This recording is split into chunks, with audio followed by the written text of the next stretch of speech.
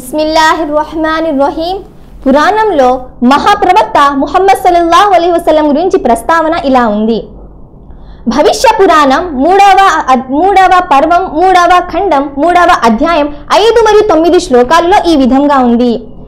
ఏతస్మిన్నలతరమేచ్ఛ ఆచార్యని సమన్విత మహామద ఇతి ఖ్యాత శిష్య శాఖా సమన్విత సృపైచ్వ మహాదేవం మరస్థల నివాసం.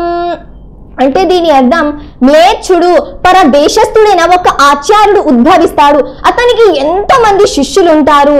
మహామద అనేది అతని పేరు.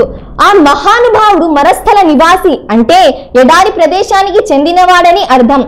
మహామద అంటే ముహమ్మద్ అని భావం. అంతిమ దివ్య గ్రంథమైన ఖురాన్లో ఈ విధంగా ఉంది.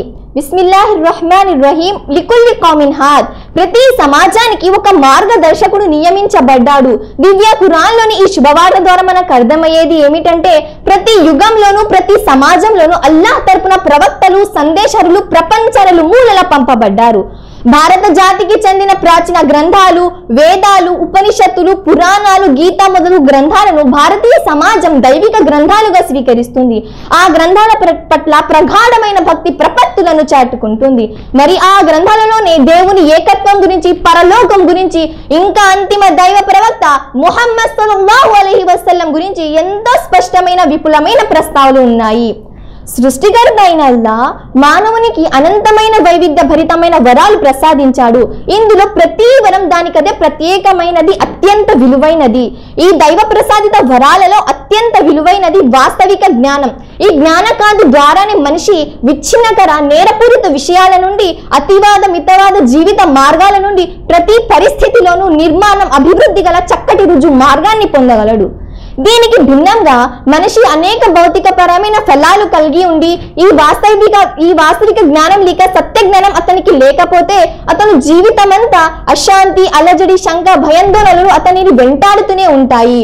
కనుక ప్రతి మనిషి సత్యజ్ఞాన సముపార్జన కోసం కృషి చేయడం మనిషికి శ్వాస ఊపిరి ఎంత అవసరమో అంతటి అవసరమై ఉంది.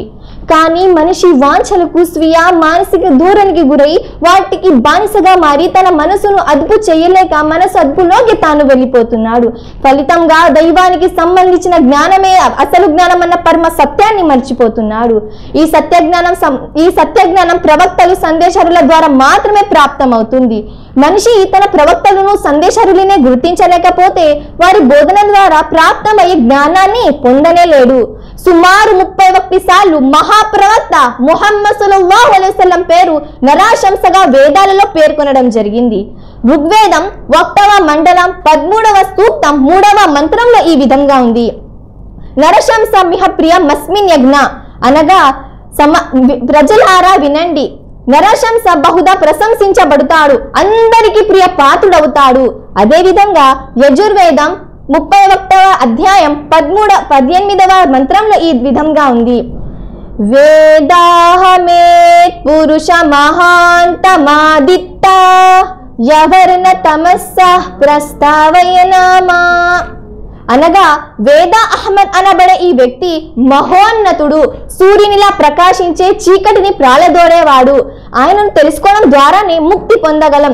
ఇది తప్ప ముక్తికి మరో మార్గమే లేదు.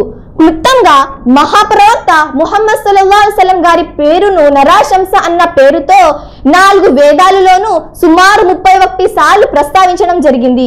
ఈ ప్రస్తావనలో ఉన్న గుణ విశేషణాలు, చారిత్రక ప్రదేశాలు కేవలం మహాప్రవక్త ముహమ్మద్ సల్లల్లాహు అలైహి వసల్లం గారికి చెందిన ప్రత్యేక అంశాలుగానే మనకు అర్థమవుతాయి. మరెవరికి అతకని గుణ విశేషణాలుగా మనకు అర్థమవుతాయి. పురాణాల్లో సైతం మహాప్రవక్త ముహమ్మద్ సల్లల్లాహు అలైహి వసల్లం గారి పేరును కల్కి అవతారంగా పేర్కొనడం జరిగింది. కల్కి పురాణం 2వ అధ్యాయం 7వ శ్లోకంలో అంతిమ ఋషికి దైవదూతల ద్వారా సహాయం అందుతుంది అని చెప్పబడింది. భగవత్ పురాణం 12వ స్కందం 12వ అధ్యాయం 10వ శ్లోకంలో ఈ విధంగా ఉంది. విచరన్న శునాశనాయం హయేన ప్రతిమద్ధుతి అనగా సమాజంలో విపులవాన్ని తీసుకొని వస్తాడు, సమస్త చెడును ముట్టిస్తాడు. చివరిగా అల్లాహ్తో నా దువా ఏమనగా, మనందరికీ సర్వ సృష్టికర్త అయినటువంటి ఆ విశ్వ ప్రభువును గ్రహించి ఆయన మనందరి కోసం సరైన మార్గాన్ని చూపించడానికి పంపబడిన ప్రతి ప్రవక్త పట్ల నమ్మకం స్థిరంగా ఉండి సరైన సన్మార్గం మీద స్థిరంగా నిలబడి జీవించాలని కోరుకుంటున్నాను. ఆమీన్ సుమ్మా ఆమీన్. వఆఖిరు దావానా అనిల్ హమ్దులిల్లాహి రబ్బిల్ ఆలమీన్. అస్సలాము అలైకుం వరహ్మతుల్లాహి వబరకాతుహు.